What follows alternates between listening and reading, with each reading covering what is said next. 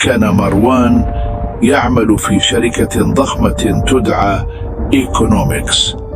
كان موظفا بسيطا يمر أيامه بين الأوراق والمكاتب، يشعر أن حياته عادية تماما، رتيبة، خالية من الإثارة. لكن بالرغم من ذلك كان هناك شيء يزعجه في أعماقه. كان يشعر بأن ثمة أمرا غير طبيعي يحدث من وراء الكواليس في مكان عمله. الجميع في الشركة كان يبدو سعيدا والعمل يسير بنظام تام، ولكن شيء غريب كان يخيم على الجو. كان مروان يلاحظ أن الأمور ليست كما تبدو. كان يحاول أن يغمض عينيه عن هذا الشعور، لكنه لم يستطع. في أحد الأيام بينما كان يتوجه إلى عمله كالمعتاد، لاحظ شيئا غريبا. زميله في العمل طارق كان يتصرف بشكل غير مألوف. كان يخرج من المكتب في أوقات غريبة، يختفي لمدة ساعات ثم يعود فجأة. لم يكن مروان يعرف لماذا، لكنه شعر بأن هناك شيئا مريبا. قرر مروان أن يتتبع طارق في إحدى الليالي المتأخرة. تسلل بين المكاتب المظلمة وصولا إلى الطابق العاشر في المبنى، حيث كان مكتب مهجورا يبدو عليه أنه لم يستخدم منذ فترة. في هذا المكان اكتشف ما لم يكن يتوقعه: مكتب فارغ مليء بالأوراق والأجهزة الغريبة. لكن أكثر ما صدمه كان جهاز كمبيوتر متصل بنظام سري يعرض معلومات تخص تجارب بشرية تجرى في الخفاء.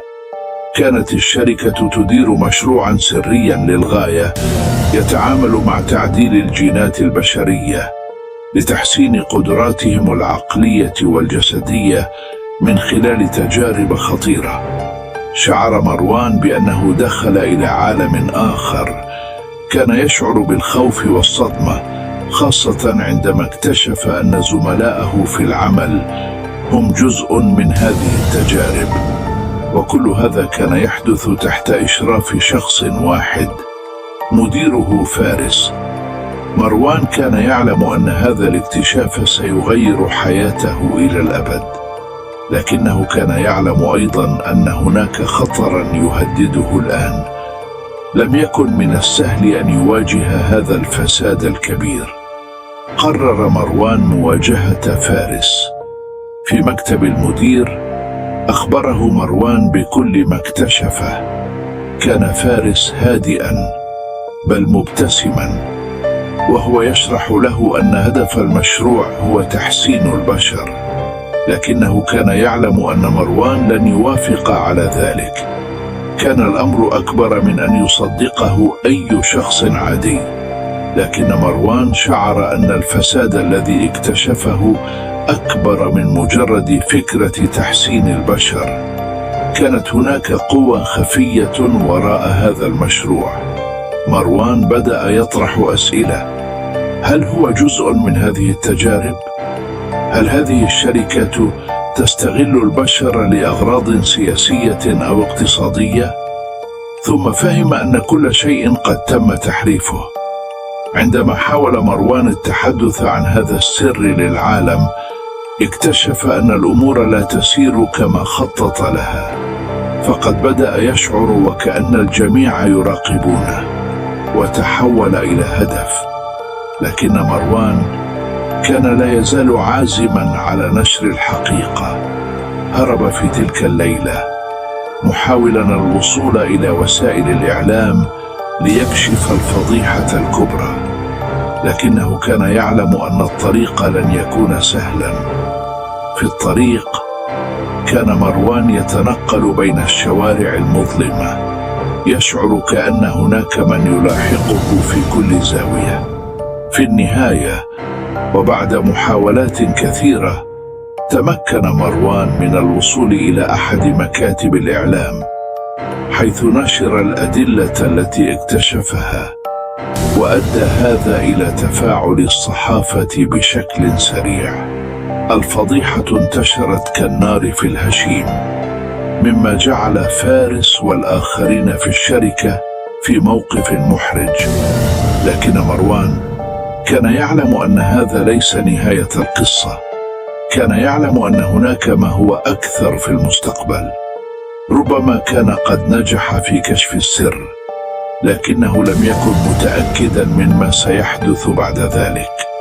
ثم في اللحظة الأخيرة، عندما ظن مروان أنه أصبح في أمان، ظهر فارس مرة أخرى. هذه المرة لم يكن هناك مجال للهروب. كانت المواجهة النهائية بين الرجل الذي اكتشف الحقيقة والمدير الذي حاول أن يخفى سراً مميتاً. في تلك اللحظة أدرك مروان أن الشجاعة ليست في الفوز، بل في الاستمرار في مواجهة الفساد مهما كانت العواقب.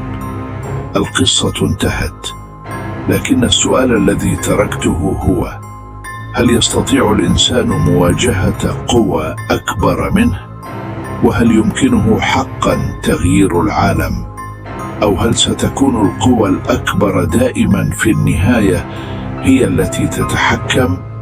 لكن كما أظهرت القصة، يمكن أن تبدأ التغييرات الكبيرة من لحظة واحدة، لحظة تتخذ فيها قراراً جريئاً، ليس من الراحة أو الروتين، بل من المواجهة المباشرة مع الحقيقة التي لا يمكن أن تخفيها قوة مهما كانت عظيمة. لأن التغيير الحقيقي يبدأ حينما يتوقف الناس عن قبول الظلم، ويبدأون في النضال من أجل العدالة. والحكمة من هذه القصة أن التغيير لا يأتي بسهولة، ويجب على كل فرد أن يكون مستعداً لمواجهة التحديات الكبرى، حتى وإن كانت ضد أعداء أقوياء.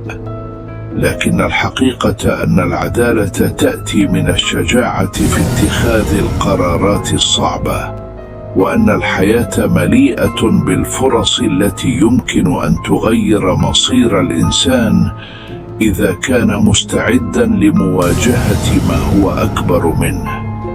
ولا تنسى ضع تعليقك على الفيديو ولايك واشتراك في القناة يا زعيم.